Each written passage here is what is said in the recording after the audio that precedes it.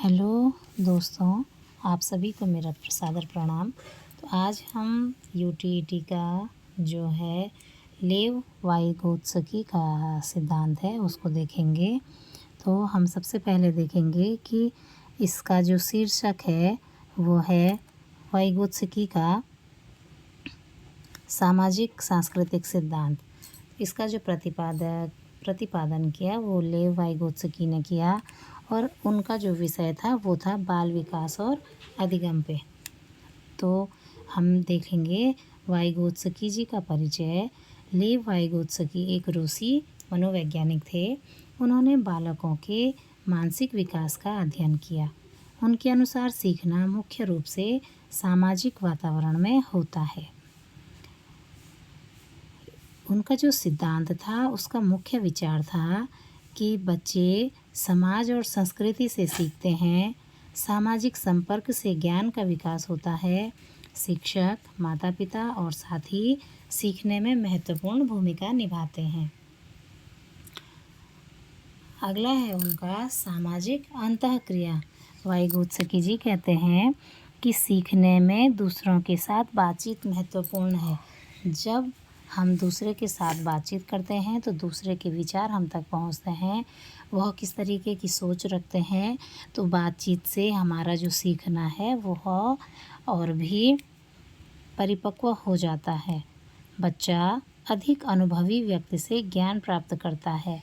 Obviously बात है कि जिसके पास जितना ज़्यादा अनुभव होगा उसके पास उतना ज़्यादा ज्ञान होगा और वो अपने ज्ञान को अपने अनुभव के द्वारा हम तक शेयर कर पाएगा।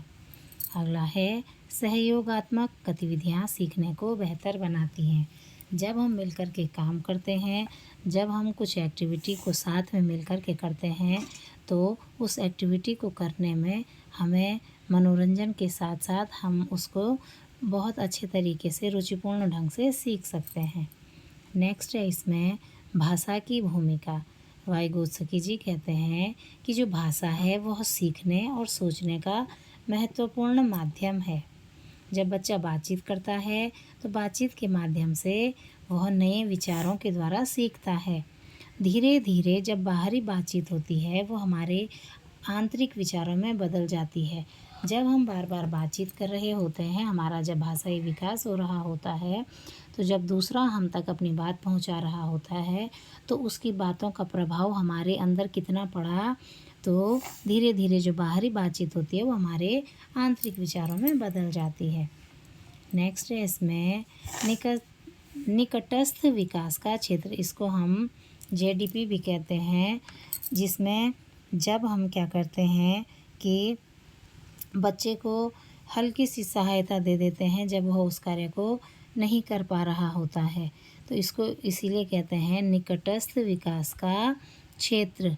इसका जो फुल फॉर्म है वह निकटस्थ विकास का क्षेत्र है।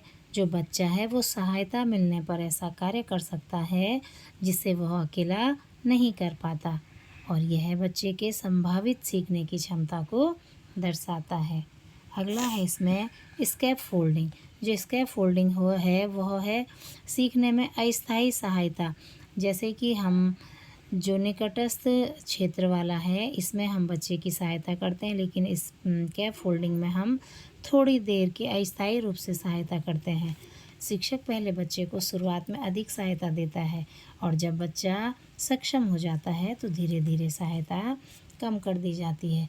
जैसे बच्चे को हम पहले ट्राईसाइकिल में साइकिल चलाना सिखाते हैं, फिर हम धीरे धीरे बच्चे को बैलेंस बनाना सिखाते हैं और फिर बच्चा साइकिल को आसानी से बैलेंस बनाते बनाते सीख जाता है। यह हमारा स्कैफोल्डिंग के अंतर्गत आता है कि जब बच्चा बहुत कम, उसको केवल हम निगरानी की आवश्यकता है, हल्का सा सपोर्ट देना होता है, उसे हम स्कैफोल्डिंग कहते हैं। अगला है इसमें संस्कृति की भूमिका। जो जिस वातावरण में हम रह रहे हैं, जिस संस्कृति में हम रह रहे हैं, उसका हमारे दिमाग पर, उसका हम पर कैसा असर होता है, यह हमारे सीखने को प्रभावित करता है। जैसे कि हम लोग जिस वातावरण में रह रहे हैं वहाँ की जैसी बोलचाल की भाषा होगी हम पर वह वैसा ही प्रभाव डालती है। तो संस्कृति बच्चे के सोचने और सीखने के तरीके को प्रभावित करती है। दूसरा है परिवार और समाज बच्चे को मूल्य एवं व्यवहार सिखाते हैं। और तीसरा है इसमें अलग अलग संस्कृतियों में सीखने के तरीके अलग अलग हो सकते हैं, जिस पर हम बात कर रहे हैं कि जो हमारी संस्कृति है, जिस तरीके का हमारा माहौल होगा उस तरीके का हमारा अधिगम होगा। हम कैसी सोसाइटी में रहते हैं उसका हमारे व्यवहार में पूरा पूरा प्रभाव दिखाई देगा। आगे है इसमें कक्षा में उपयोग। अब जब हम कक्षा में उपयोग कर रहे होते हैं तो हम बच्चे को समूह में कार्य करवाते हैं। फिर हम शिक्षक बच्चों को संकेत देते हैं, शिक्षक बच्चों को मार्गदर्शन देते हैं और बच्चे उस कार्य को अच्छे ढंग से करते हैं। विद्यार्थियों को आपस में चर्चा करने देना। जब विद्यार्थी आपस में तर्क और वितर्क करेंगे, आपस में चर्चा परिचर्चा करेंगे, जब हम उनको इस तरीके का अवसर देंगे तो उनका जो भाषाई विकास है वो बहुत अच्छा होगा। अगला है इसमें कठिन कार्यों को चरणों में सिखाना। जब भी कोई कठिन कार्य है, अगर हम उस कार्य को स्टेप बाय स्टेप सिखा रहे हैं, चरण 1, चरण 2, चरण 3 सरलता से हम सामान्य से विशिष्ट की ओर अगर उसको ले जाएंगे तो वह कार्य हमारा आसान हो जाता है। नेक्स्ट है इसमें इसका निष्कर्ष। बच्चे का विकास सामाजिक वातावरण से प्रभावित होता है। तो जो बच्चे का विकास है उस पर सामाजिक वातावरण का, सोशल एनवायरनमेंट का बहुत ज़्यादा इफ़ेक्ट होता है। दूसरा है सामाजिक संपर्क, भाषा, संस्कृति और जो हमारा निकटस्थ क्षेत्र है इस स्कैफोल्डिंग है, ये इसमें बहुत ही महत्वपूर्ण तत्व हैं, इनका बहुत ज़्यादा महत्व है। और शिक्षक की भूमिका हमेशा फैसिलिटेटर के रूप में होती है और बच्चे को सहयोग देने की होती है। अब हम इस पर आधारित कुछ प्रश्न करेंगे, तो अब हम इन प्रश्नों को करते हैं। तो हमारा पहला प्रश्न है, वाइगोत्स्की का सिद्धांत मुख्य रूप से किस पर आधारित है? तो हमने अभी पढ़ा कि जो वाइगोत्स्की का जो सिद्धांत है वह सांस्कृतिक प्रभाव पर आधारित है। तो इसका उत्तर हो जाएगा क। अब इसमें जो 3 ऑप्शन हैं उसमें लिखा हुआ है केवल जैविक विकास पे, केवल स्मृति पे और केवल शारीरिक विकास पे। तो ये तीनों ही गलत हैं। नेक्स्ट है इसमें क्वेश्चन नंबर 2 है, वाइगोत्स्की के अनुसार बच्चे का सीखना किससे सबसे अधिक प्रभावी होता है? वाइगोत्स्की जो कहते हैं वो कहते हैं कि बच्चा कब सबसे ज़्यादा सीखता है? केवल आयु से, सामाजिक अंतःक्रिया से, केवल आनुवंशिकता से और केवल खेल से। तो जो ये केवल वाले 3 उत्तर हैं क, ग और घ, ये तीनों ही गलत हैं। जब बच्चा सामाजिक अंतःक्रिया करता है तो बच्चा जल्दी सीखता है। तो इसका उत्तर हो जाएगा ख। नेक्स्ट है इसमें ZPD जो हमारा है निकटस्थ विकास का जो क्षेत्र है, इसका पूरा नाम तो मैं नाम हिंदी में बोल चुकी हूँ। इसका जो पूरा नाम है वह है निकटस्थ विकास का क्षेत्र। इसका ख है, जो ये आंसर है इसका ख। तो यहाँ पर जो ये 3 बॉक्स बन रखे हैं इसका मतलब है ZPD। हमें इसकी फुल फॉर्म बतानी है। तो ZPD की जो फुल फॉर्म होती है वो होती है zone, JONE, zone of, OF of, proximal, PROXIMAL, proximal development, DEVELOPMENT। ये है जोन ऑफ प्रॉक्सिमल डेवलपमेंट। इसका मतलब होता है निकटस्थ विकास का क्षेत्र। इसमें क्या होता है कि जब बच्चे को किसी कार्य को करने में कठिनाई होती है तो उसके अभिभावक, उसके अध्यापक उसके बड़े जब उसकी सहायता करते हैं तो इसको कहते हैं निकटस्थ विकास का क्षेत्र, और इसका जो ऑप्शन है वो हो जाएगा खो। प्रश्न नंबर 4 है, ZPD में किस प्रकार का कार्य शामिल होता है? तो जो हमारा ZPD है इसमें हमारा ऑप्शन 1 दे रखा है जिसे बच्चा कभी नहीं कर सकता, दूसरा दे रखा है इसमें जिसे बच्चा बिना प्रयास के करता है, तीसरा दे रखा है जिसे बच्चा सहायता से कर सकता है, और चौथा है केवल शारीरिक कार्य। तो चौथा तो वैसे भी कट गया क्योंकि इसमें केवल शब्द नेगेटिव आ गया। अब पहला है जिसे बच्चा कभी नहीं कर सकता, तो ये भी गलत है। दूसरा है जिसे बच्चा बिना प्रयास के करता है, तो ये भी गलत है।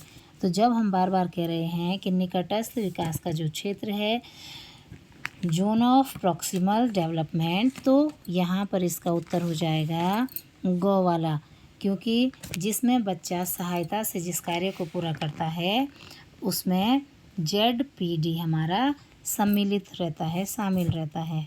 नेक्स्ट है इसमें 5वां, स्कैप फोल्डिंग का क्या अर्थ है? तो जो हमारा स्कैप फोल्डिंग है यह जो होता है हमारा बच्चों को अस्थायी रूप से सहायता देने से होता है। तो परीक्षा लेने का इसका कोई मतलब नहीं है, दंड देना, गृह कार्य हटाना यह नहीं है, तो इसका है खो, अस्थायी सहायता देना। नेक्स्ट है इसमें स्कैप फोल्डिंग में बच्चे के समक्ष होने पर क्या होता है? जब हम बच्चे को अस्थायी सहायता देते हैं तो इसमें जो है जब हम सहायता होती है वो बढ़ाई नहीं जाती है, इसमें सहायता धीरे धीरे कम हो जाती है। पढ़ाई रोक दी है नहीं, शिक्षक काम स्वयं करता है नहीं, तो इसका है सहायता धीरे धीरे कम कर दी जाती है। नेक्स्ट है इसमें 7वां क्वेश्चन, वाइगोत्स्की के सिद्धांत में भाषा का क्या महत्व है? तो ऑप्शन है भाषा, तो जो इसमें है केवल मनोरंजन, ये गलत है। केवल लिखने का साधन, ये भी गलत है। और केवल परीक्षा का साधन, ये भी गलत है। तो इसमें 3 जो हैं केवल वाले हैं, तो ये तो वैसे भी गलत हो गए। तो जो हमारा भाषा का महत्व है वह है सोचने और सीखने का माध्यम। नेक्स्ट है इसमें वाइगोत्स्की के सिद्धांत में कौन महत्वपूर्ण भूमिका निभाता है? शिक्षक और साथी, केवल पाठ्यपुस्तक, केवल परीक्षा, केवल खिलौने। तो ये तीनों गलत हैं। हमारा इसका आंसर हो जाएगा शिक्षक और साथी। तो ये तीनों ही इसको करना पूरा करते हैं। अब है आगे इसमें प्रश्न नंबर 9, वाइगोत्स्की के अनुसार संस्कृति क्या प्रभावित करती है? तो जो संस्कृति है हमारी वह सोचने और सीखने के तरीके को प्रभावित करती है। लंबाई का इससे कोई लेना देना नहीं है, भोजन नहीं है, खेल नहीं है, क्योंकि इनके आगे केवल लग गया है। अब आगे देखिए आप प्रश्न नंबर 10, सामाजिक अंतःक्रिया का अर्थ क्या है? सामाजिक अंतःक्रिया का मतलब होता है दूसरों के साथ बातचीत और सहयोग, क्योंकि अंतःक्रिया वो भी समाज के साथ है, तो समाज मतलब दूसरे जो प्राणी हैं उनके साथ। तो इसका आंसर हो जाएगा खो, दूसरों के साथ बातचीत और सहयोग। अगला है इसमें प्रश्न नंबर 11, सहयोगात्मक गतिविधियाँ किसमें सहायक होती हैं? सहयोगात्मक जो गतिविधियाँ होती हैं वो हमारे सीखने को प्रभावित करती हैं, तो इसका आंसर क है।